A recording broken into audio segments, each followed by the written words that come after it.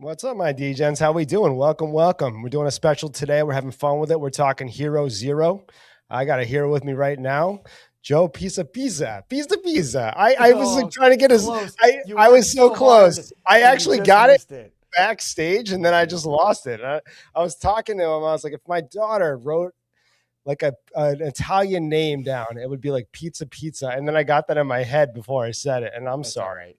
That's Yeah, all right. but I've done that a million times myself, so don't feel bad. It's what's up? Pisapia, and that's okay. Pisapia is Um, such a good name, man. It is really. it's not bad. Once you It is. learn it, it's fun to say. I So know. there you Well, how go. you doing, brother? I'm good, man. I'm good. I'm just ready to talk some ball with you. We got a lot of fun running back stuff I know in the discussion today, and tis the season, man. We're getting real close now, which is nice. August has kind of flown by. Sometimes it drags a little bit, but there's been so much going on in August. It hasn't been that usual drag for me, at least. It just feels like, show after show and all that stuff. Sometimes you get lost in the shuffle, but because all the injuries and all the changes and all the stuff that's been flying around the last couple of weeks, it's been very eventful, which is good because it's kind of had a lot to talk about because of all the changes. Yeah, that's the thing. It is different. It's different this year for me too, just because when I'm in drafts and whatnot, I think that strategy has been all over the place, and it normally is. You got to just kind of flow. And I say, be like water. When my followers are like, "What do you go into a draft doing?" I'm like, you can't just like go in with a plan because you're going to get smacked aside the head, and you're not going to know. And the guy that you think is going to be there is not there, and so on and so forth. But I'm noticing there is a change in the running back scene, and it is almost year to year. Obviously, you have the top tier guys, you have like the middle range, and then you got all these value guys. But even the dead zone guys this year feel kind of nice. I mean, in my mind, I'm like, I like this guy. I don't mind, having DeAndre Swift or somebody as my RB2 this year, and it feels okay. Have you noticed that are you jumping into a strategy when you're going in most of the time with running backs? Are you just kind of seeing how it plays out? Most of the time, I'm more of a hero guy because I like to mitigate my risk. The injury quotient of running backs is typically pretty high. And I've had a lot of bookend picks. I've had a lot of twos and 10s, 11, 12. So that's kind of a good spot where you can grab that one running back that you like and kind of make him your guy and then go from there. And I've gotten a lot of twos instead of one. So I've ended up with a lot of Bijan in drafts, which is fine by me. I'm not going to hate on that. It's perfectly fine. But I do like the hero strategy. Also, I think there's a lot of value when you get down to the Travis Etienne, the Cam Scatterbo range of guys. I think there's some guy David Montgomery. I think that list of like the outside top 20-ish or 15-ish running backs, Quinshon Judkins you can put in that group that actually have a lot to offer and I think are kind of sneaky interesting. And then there's a few guys after that as well, but I think people are kind of overlooking a little bit that group that's outside of the top 12 that I actually think have some opportunity to finish inside of that. I mentioned Scatterbo, he has that opportunity with the all-purpose that he brings to the Giants. I think the receiving game for him is very underrated. Travis Etienne, who I understand this concerns about sometimes about what the touchdowns are going to look like for him. That data is a little tricky, but it's a new team, different situation. Pace of play for Kellen Moore is very high. I think that the volume he gets, especially with the Kamara injury, now there's really nothing standing in his way. I think that's being a little undervalued as well. Yeah. I think that's what I was saying. When you're going into these drafts, there's always this variance, and I think that I like that you actually pronounce his name the correct way now. When I still have It took me really a a while. difficult It took me time a while. not Don't feel saying bad. ETN, and I think that Well, look, you fixed Pisa Pia in the um, first 5 minutes but of the yeah, I show, mean the so it should Kamari be injury, I okay after think. this.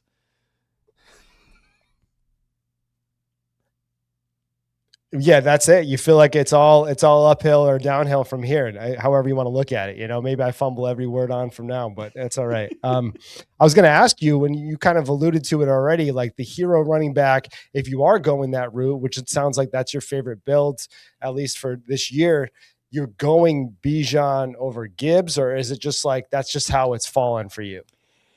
I'm going Gibbs over Bijan if I have the choice, but I haven't had that choice yet. It's always been I haven't gotten the one. I've gotten a lot of twos, and Gibbs always seems to go ahead. So for me, what I'm looking at is the ecosystem that they both play in. Right, the quarterback play for Jared Goff is way above my expectations for Tua. New head coach, new situations there. I know Detroit's getting a new offensive coordinator, but I don't think it's going to make too much of a difference. I think the Lions know who they are. The personnel intact year over year is the same. I don't know. To me, I think people are struggling with this. I'm not, because I just think the continuity in the ecosystem are so much better for Goff and the Lions than it is necessarily for Tua and Stefanski coming in. Because a lot of new, it's a lot of learning each other and figuring out what everybody does best and what everybody's comfortable with. And then you're layering in this, the wonderful talents of London, Bijan Robinson, and Kyle Pitts, etc. after that.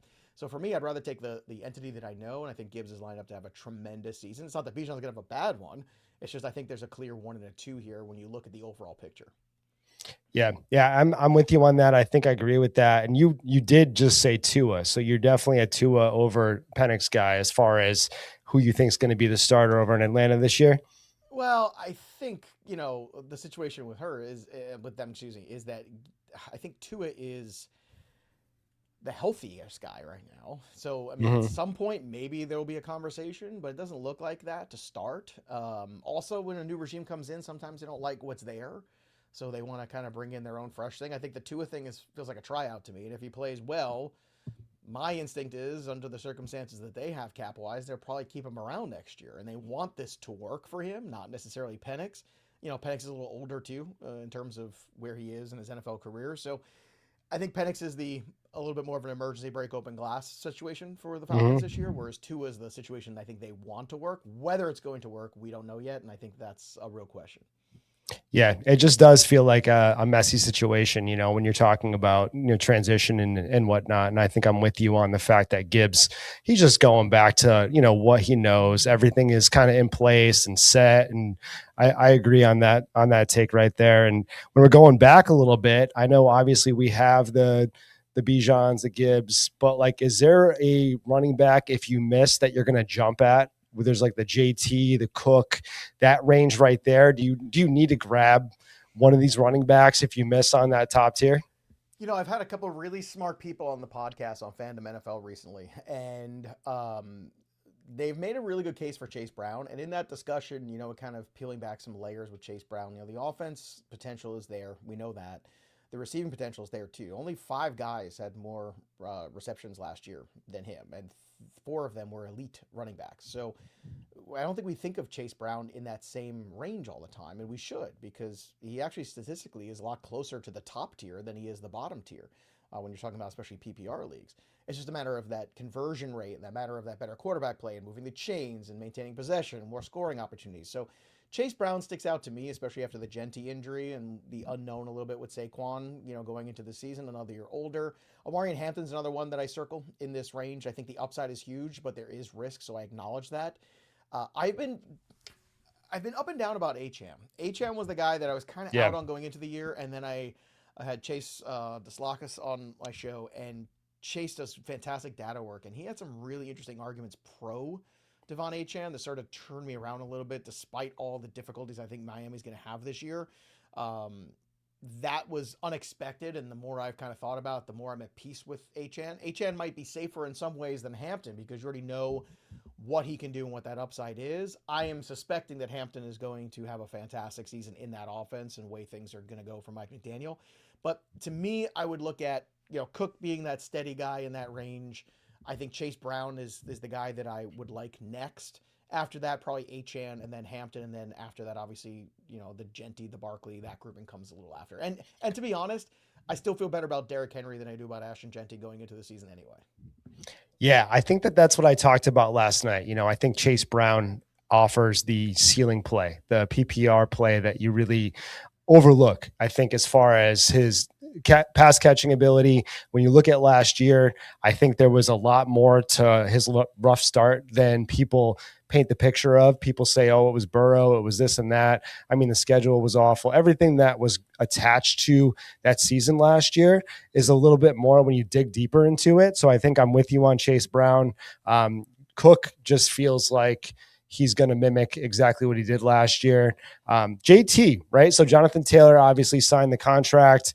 I didn't hear you mention his name. Was that purposely, or are you just like, glazing over him a little bit? Do you feel like he's going to? I had actually mentioned that I'm not in on JT this year, and I think that I felt like the Colts overproduced and pretty much just like outperformed their expectation last year. And I don't think that that's going to be the case this year. I think that there's going to be hiccups, and I think Daniel Jones is going to show that he's probably not the guy that should be there forever. But ultimately, I think that's going to hurt JT for this year. I have a little bit more faith in Shane Steichen than a lot of people. Shane Steichen's a guy that, people forget was the offensive coordinator that got the Eagles over the hump in the Super Bowl, right?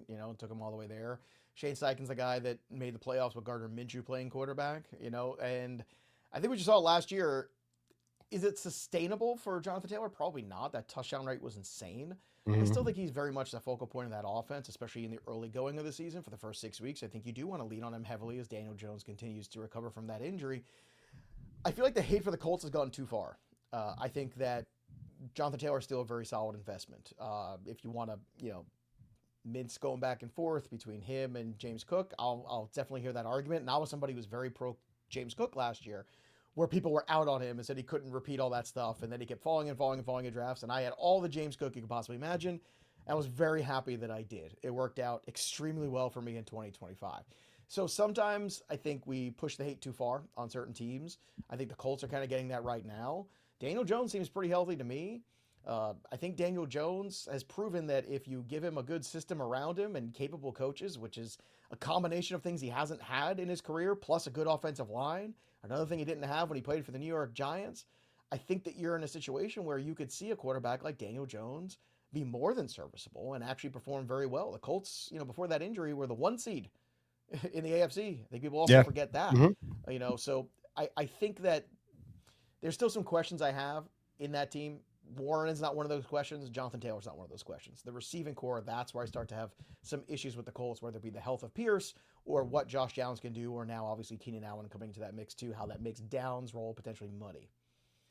Yeah. And then you're looking at, like, say, a Quinshon Judkins, when you're looking at his outlook, and I know they're going a little farther back, but you had mentioned Cam Scadaboo and Judkins briefly there, but I just want to touch on him because he's kind of like a guy that people don't know what to do with. They obviously are looking at the Browns being kind of an up and down situation where they have juiced up the receiving core, and they've really added the Concepcion, the Boston, and obviously Harold Fannon's still there. And the quarterback situation is they just named Watson the starter. Is there any strong take there for Judkins, as far as I know that we saw him flash last year, but he just feels like he's in this zone where he should I think he should be higher, but it almost like I can't put my finger on why I think he should be higher. He's like this guy where he's like, I want to believe in him. I want to say that he's going to be a value at where he's going, but I can't tell you why. I understand what you're saying. I think the reason is you like the talent, but you don't like the situation. And unfortunately, the situation is not going to get much better, not this year. So I think where he's going is just about fine. I would have David Montgomery over him. I would have DeAndre Swift over him, 2 guys that are proven. Right now, he's going ahead of those 2 guys, which I do not care for in ADP. I'll be honest with you. But if you could get Quinshon Judkins, say, around later than a Montgomery or a Swift, I think I'm here for that, because I think people, although the ADP tells you one thing, when you get into drafts, sometimes you'll see the sharper rooms will fade certain offenses. And I think rightfully so, the Deshaun Watson news is going to knock him down a couple pegs, because there's going to be some inefficiencies there. And the first couple weeks of the season will be tricky. I don't know how long the Watson 2.0, 4.0, I don't know what version we're on right now, but I don't want any of them. I don't know how long it's going to last before it gets replaced by Sanders. My gut instinct is by October. But at the same time, Quinshon Judkins, I think right now is just about appropriate. I would still take some of those other guys over him. I would take him ahead of Bashal Tutin, only because I do feel like the role is a little bit more defined, whereas we're still just hoping that Bashal Tutin becomes the guy that we want him to be, becomes the Travis HN 2.0, and Chris Rodriguez doesn't pilfer and steal away all of his goal line work, which could very well happen. So some definite question marks with some of the other guys going around there. Travion Henderson has upside. I get that. I would take Quinshon over him, but I would not take Quinshon Judkins over Travis Etienne, over Cam Scadaboo, over Montgomery, or even over DeAndre Swift too.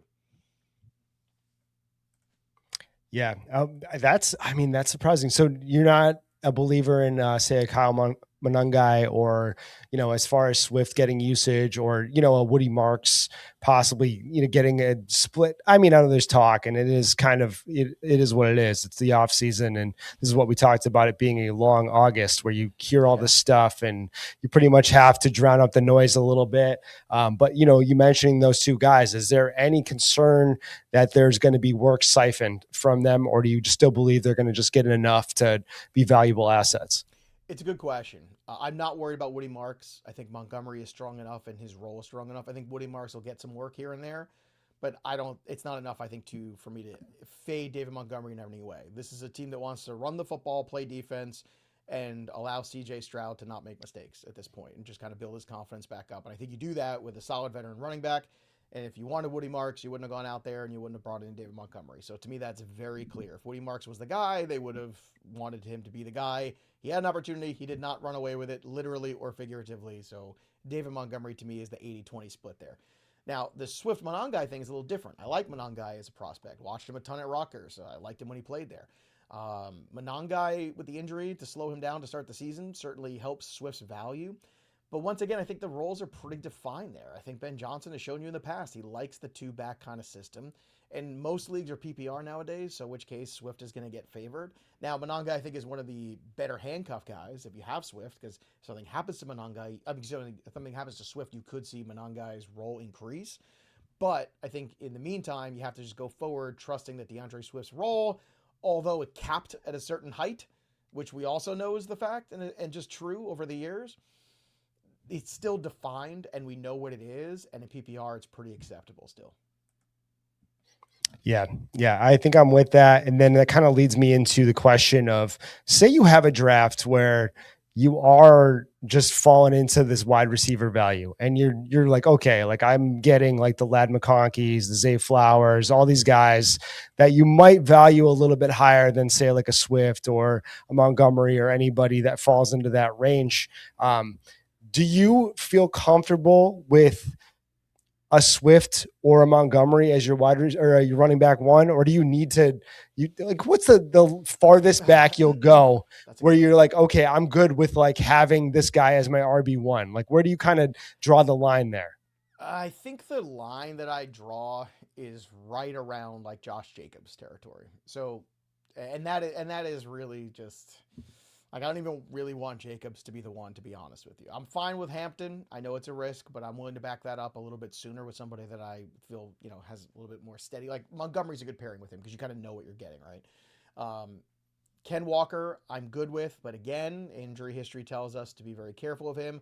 Derrick Henry, I'm more than fine with. Love, I am not fine with being my RB1. Kyron Williams, I am, but again, I want to ensure that a little quicker. So I think these guys on the fringe of RB1, I think what you got to do is just make sure you're buying insurance on them. So whether it means being more aggressive on somebody who's steady like Travis Etienne, somebody like Cam Skadby who has a little bit more upside, and David Montgomery, I think that's where the tandem matters. Whereas if you have a Chase Brown or if you have a Jonathan Taylor, I'm much more apt to push the envelope with a Tootin, or much more apt to, roll the dice with a guy like Janarian Price or even Tony Pollard. If like wide receiver and tight end just fall to me in the right spot, you know what? At the end of the day, if Tony Pollard's my RB2, I can live with that if my wide receiver core is stacked. Yeah. And then it kind of leads me to the ambiguous backfield conversation, because if you are going to get somebody like Jonathan Taylor, Cook, you are okay with getting somebody in the back end where there's a risk attached. And obviously we don't know what Chris Rodriguez is going to be. We don't know what his goal line usage is going to be. It is tough to gauge the ceiling of a 2-in without seeing him in that role. Like a Jonathan Taylor, for instance. If we're going to talk about ambiguous backfields, when you're talking about Chuba Hubbard, Jonathan Brooks. I don't know if, that's who I'm going for. Jonathan Taylor is not an ambiguous backfield, so glaze over that. Jonathan Brooks and the Chuba Hubbard thing is really interesting to me. And I think that it is a split line, and I'm very curious as to where you kind of stand on that line, because I want to believe in Jonathan Brooks, but I believed in Jonathan Brooks before, and now I am in this, I want it, but he's getting a little too high for me to just want him that bad. He's in that area where you got to pick and choose, right? It's the Steeler backfield, it's the Carolina Panther backfield, it's the Denver Bronco backfield. that's the range where I don't want to leave my decision-making process if I can avoid it.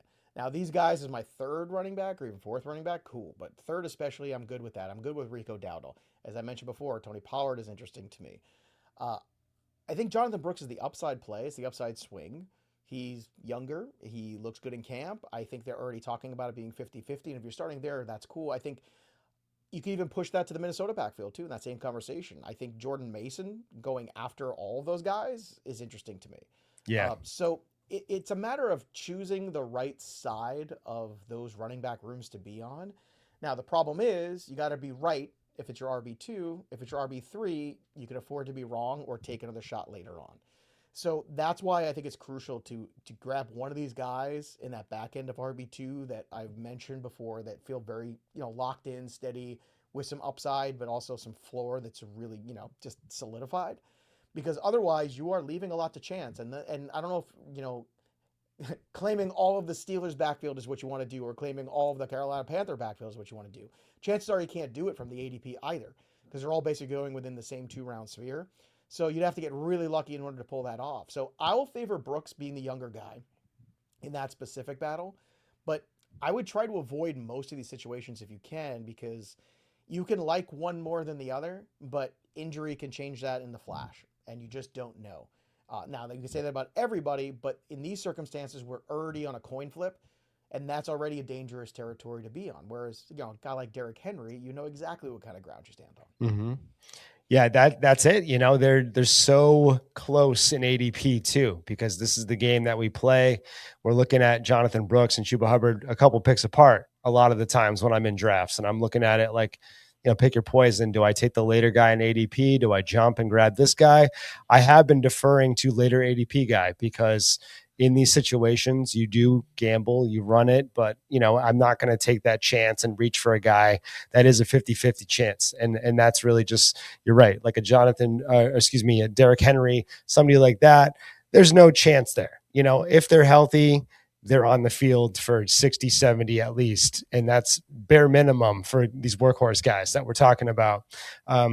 But moving into another ambiguous backfield, like the Washington backfield, I've always asked all my guests, excuse me, if we're talking about running backs, where do you stand? Because obviously Bill is dealing with, I think it's a soft tissue injury or correct me if I'm wrong. I think it's a hamstring or some sort, but if fully healthy, I got to know, do you want the Bill? Do you want the Rachaad White? Do you want to go even farther back and take a Kaytron Allen? What are your feelings on this backfield? Oh man, going into this year, I was all Rachaad White, and then a lot of the buzz has been Ja'Cory Cross-Merritt coming out, and it feels to me that when we're all searching for answers, the answer should be other, and that means look somewhere else, because it's a headache that I just don't want to deal with at this point. And I don't think you have to if you can structure a roster properly. So if I'm going to cop out, I mean, the answer would be the cheapest guy, Rachaad White, probably, because he's cheaper than JCM right now. So that's where I would go, but not much cheaper. He's only like 3 spots cheaper on the running back board. So it's not like you're getting a massive discount. I just know Rachaad White has been there, done that. Does he have a cap? Sure. Is he spectacular? No. Can he get the job done? Probably. Whereas Bill last year was up and down, and they can want him to take the job all they want, but if he's not healthy enough and doesn't perform well enough, and Rachaad White's not without his issues too, so it is a very complicated backfield, and I think whenever you keep, banging your head against the wall looking for an answer, you should stop, put some ice on it, and then turn around and look somewhere else for a better solution, because I think when you get into that range, the answer is you should have gotten it done by now anyway. Like once you get past Jordan Mason at RB 37 or wherever he's at right now, or Blake Corum or any of those guys, it falls off into this range where you're basically throwing darts. And I would just rather wait and start taking handcuffs like Jonah Coleman or Mike Washington at that point. Yeah, and that's going to be really where we go. You'd want to go hero, and that's really where your mindset is most drafts. But if you're forced into a zero build and you are pretty much just, I don't ever do this, I don't have the patience to just wait. I can't, I'm not a patient man drafting, Joe. I just cannot just bring myself to say my first running back's coming off in the 11th round, the 12th round. I don't have it in me. And I have never been that. Even in best ball, I'm not doing it. I cannot get there. But if you were, and there are people out there that just still do this, like it's, 2005 all over again. They're just like, hey, 0 running back builds. We're still going to do it. Let's run with it. Where are you going with your targets? If you want to go, you mentioned Jonah Coleman, you want a Rico Dowdle with McCarthy, maybe there's still some chemistry and he's really just got his guy and he's going to run him down. And are there targets that you have? Yeah. We'll say after the 11th round, we got like the Kenny Gainwells in the 25th round last year. I'm not going to go that deep yet. We can talk about that at the end of the show if we got some deep dart throws or anything like that. But who do you want like in the 11th and on that really just like kind of you feel good about for this year? Yeah, I think when you start to get out of those rounds, I think the beginning of that is that Jordan Mason conversation, but he's kind of at pick 100 overall. After that, I hate to break it to everybody, but I feel like Tyler Algier is going to end up playing a lot more than people want. And that's just from the jump and also the high ankle sprain. Not only does it take a little while to recover from, but it takes a little while to get right again. I mean, we're not that far removed. Remember the Saquon Barkley saga with the high ankle sprain, and he rushed back and he wasn't quite the same, and it took a long time for him to look like himself again. I'm concerned there with that. Coleman and Washington are intriguing because J.K. Dobbins ahead of Coleman is, another injury waiting to happen. We already know. I was a fan of Mike Washington in the process. I was a fan of his in college. I compared him to Steven Jackson. Just did a show at Ray Garvin yesterday. We were talking about all the rookie impact guys, and Washington was a guy that I liked in the process quite a bit, and then he blew up the combine, and everybody was surprised except for me. And then Mike Washington got drafted, and I thought one of the worst possible spots. I was like, oh, I don't want to go to the Raiders. This sucks. Yeah. So now it's like, because of the Genty injury, there's opportunity there. And there's also a world where, Clint Kubiak comes in, and we've seen him, just recently utilize 2 running backs, much to the chagrin of everybody, between Charbonnet and Kenneth Walker. So there's a universe we live in and a timeline where maybe the Raiders' backfield isn't so much of a lock all towards Genty, which, again, that's only if Genty doesn't start the year healthy. It's only if Mike Washington performs extremely well. There's a lot of ifs in that scenario, but they're not the worst investment based on how cheap they are. When you get past that, I mean, Marshawn Lloyd, if something happens again to Josh Jacobs, had a lot of work in the last couple of years and a lot of off-the-field question marks too. We haven't gotten any news on that, so I can only assume it's not happening this year now by the time we kind of pull up into September. But I'm always just holding my breath for the NFL to drop one of those bombs on us because it feels like annually they do. And like oh, here we go. Here's the suspension that nobody thought was going to happen. But it does get really dark out when you get into the 40 to 50 range of running back. So I just want to make sure I've solidified it then, because I just don't think there's value at that stage of the draft. To me, the value late is all the wide receivers that you still take. So I'd rather play the waiver wire. I'd rather come away with 3 really good running backs that I like than trying to fill my roster at the end with a bunch of dart throws that I just think are useless at the end of the day. Yeah. And that's when you go into the strategy. And I always tell people, it's like, do you want to take the guy that you're going to drop constantly and just say, hey, this is the guy that's going to be my, everyone's got a couple, landmines that they just throw out there and they say, I got to go pick up a guy. I got to stream this guy, do that. You want to take the value. And I think that a lot of drafts are won in the later rounds, and you got to take the ones that you think are going to be valuable to you right off the bat, because ultimately, even the guys that become valuable later are dropped for somebody else that they want production for immediately anyway. It is almost like you're going to get them no matter what. If you work the wire and you work the situation the right way. Are you in on, let's go to CMC real quick and his injury concerns, substation, obviously he got massive workload last year, and I do put into, I guess, the bucket when I'm assessing year after year, when it is the workload, like the Jonathan Taylor workload. Obviously we saw Josh Jacobs have a massive workload about 5 years ago, came back late round RB, didn't produce.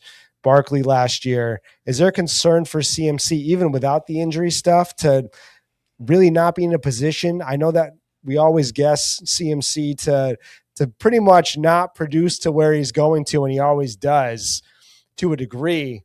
Are you fading him, or you just he's his ADP is a little high for me personally, It's a but little high for me too. And so the work that I've done in the Black Book, over the last 25 years, anybody that's had more than 400 carries does not finish as an RB1 the next year. And that goes for greats like Jamal Lewis and Hall of Famers like Curtis Martin, Edgerrin James, and that's where Saquon Barkley was heading into last year. And Saquon Barkley was a big fade for me, and everybody thought I was out of my mind last year, but he did not finish as an RB1, did he? Finished as RB14, so he did not return the draft capital. And that's my concern with McCaffrey, too. Now, he doesn't have 400 carries. He did have over 400 touches. But you could also see, if you watched closely last year, he was not the same guy in between the tackles. He did not have the same burst. He's an incredibly hard worker. He's an incredibly talented guy. He's probably a Hall of Famer at the end of the day. But my problem is he's a top 5 pick right now in ADP. I'd rather take JSN than him. Amon-Ra St. Brown every year finishes as wide receiver 3. Nobody seems to care. Nobody seems to give him his due. I would rather take him. I think there's just better ways to start a team. So not going to have a lot of Christian McCaffrey shares, and I don't like this whole general soreness. We don't get a lot of answers because this is kind of how we started out 2 years ago. Was a lot of mystery and a lot of smoke and a lot of like what's going on there, and it ended up being awful. And I just don't want to, on the other side of 30, make my roster committed to that in the top 5 overall pick. I don't think it's a necessary risk. If he was going at 10, 11, 12, I think it's undeniable that he would be very interesting there, and I'd want to take him. But as top 5, I continue to struggle with it. It's just not how I want to build my roster. I had this analogy. I think when you draft Christian McCaffrey, it's one of two things. It's either the best sex of your life or you're getting a sexually transmitted disease. So you just have to figure out what you are ready to commit to. Fair. I got to clip that. I got to see the timestamp 3151. Yeah, that's going on. That's going on timeline. Definitely. That's great. So with that, are you drafting? You just go. I'm confused now what I'm going to say here. Are you going for somebody like Kalen Black or in that backfield? Or you just not care about this team after CMC? You just don't have any idea in a deeper league, in a 14-team league, I think Kalen Black is an interesting pick. In a 12-team league, I just can't justify it. Now, if you have CMC and you're terrified and you made that decision, you should have not made that decision. But if in the end, if you do and you want to just make yourself feel better about it, then yeah, you probably need to be a little bit more aggressive on who that handcuff is, just so you don't have to waste all your fab on it later. Because inevitably, if that injury does happen, there will be a lot of fab wasted, and we learned that 2 years ago. And that was somebody that had... Because I was out on CMC a couple years ago after his 417 touches that season, I came around and I was like, look, I'm out on him. Instead, I'm going to take Jordan Mason at the end of drafts. And I was very happy that I did. It was the last pick in a couple drafts that I made, and it saved me a ton of fab. And people were looking up trying to grab him, and I already had him on my roster going into the year because I just didn't trust Kyle Shanahan and the 49ers. And it seems like from recent news, maybe that the 49ers have some other trust issues and some other things going on too. A lot of trust issues happening there. Yeah. I don't know. I mean, the team just feels like it's unraveling and from the inside out. Ultimately, obviously, this news dropping. I think that you guys all know the news that I'm referring to, but just injuries like we're talking about Pearsall injuries and, Kittle's coming back and that could juice him up a little bit, but it just feels like this team is aging out, combined with the fact that the magic doesn't seem like it's there anymore. There was always like the 49ers felt like they were a lock to be a successful team, to be in the playoffs for the last, since like Debo as a running back era. I just feel like they've been on this high since then, which was like 2022 or whatever year that was. I don't see it. I don't even know. I know that they'll probably win some games, but I don't think they're really going to find the success that's necessary to be like a fantasy monster. I think that there's going to be some hiccups and trials and tribulations this year. So it's just a feeling. It just feels that way. And that's just how it goes. But before we get you out of here, we are going deep. Let's go as deep as we can go. And we're going to the back end rounds, and I'm talking, it is ugly, and it is very ugly. I'm looking at James Conner, and there's you've mentioned Marshawn Lloyd. He's back here too. Mm-hmm. There's LaQuinn Allens. Is there any guy like I like Kamani Vidal? I do like him as people are very high on Keaton Mitchell and they're saying that he's going to be the one. But I have mentioned numerous times that Kamani Vidal, if there is an injury in that backfield, he's going to be the workhorse, or he's going to be the lead back, and Mitchell's role is not going to change from the pass catching role. So I think he's somebody I like in this range. Do you have any strong opinions on anybody in this range, or are you just like, whoever's there is there? Well, I agree with your assessment on the Charger backfield too. If something happens to Hampton, I do think it gets divided up there. It's not just a Keaton Mitchell easy. Like, I know some people think that that's an easy cut and paste. I just don't think it is. It is really difficult. I just don't see a whole lot of value here. Emmett Johnson's an intriguing prospect, another guy who had a really solid college career, but that would facilitate only when you had a serious injury to Ken Walker. That would be like a season-ending kind of scenario. So to me, this is the range where it's just not worth my draft capital. There's so many other guys that are so interesting, and I'm, very much into late quarterback this year because the quarterback is so deep. So when you get these late rounds, taking the quarterbacks late is a better practice. Taking wide receiver shots on guys like Tank Dell coming back, or Tesla, or Caleb Douglas. Like, I think there's so many guys that are so intriguing to throw darts on that have real upside in their respective offenses and a path to more playing time. And especially, I don't think the Quinshon Judkins deal is good for both teams, but at the end of the day, it doesn't change what Tank Dell brings to that offense. He's very unique in his skill set, and CJ Stroud favors him quite a bit. I think we've realized that connection is real. So if he can get back on the field and healthy, I think that's the kind of guy I'm looking at with my last couple picks. So it's more of a philosophical thing where these running backs, they can't help me unless so many things happen ahead of time.